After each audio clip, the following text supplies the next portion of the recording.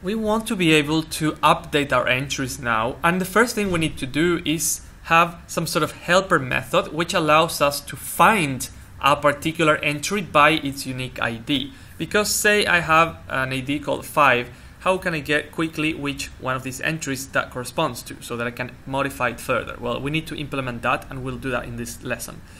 I want to show you that we've already defined the route that's going to be used for editing. That's expenses/edit/ID. ID is the parameter that will pass. If we go to expenses.html inside of the views folder, see that I've already added the two buttons for editing and deletion. The delete button doesn't do anything. The one for editing is actually a link with the route that we've defined. Expense.id is an expression. We're using the double curly brackets to access the ID. Keep in mind that we're already using expense here for amount and for description, and now we're also using it for ID. So this gives us the correct URL for each one of the elements. Let's implement that find by ID or get by ID method in our service and have a test in the console.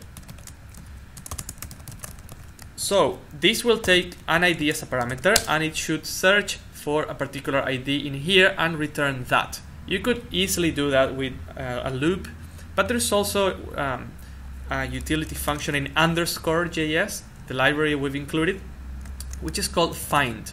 Find returns the first occurrence of a certain condition. So you put in a condition, you put in the array.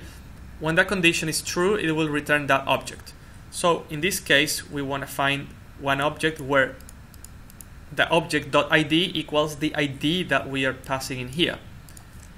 Now the array, the collection is called service.entries, and this is where the condition will go. Entry will represent each one of the objects.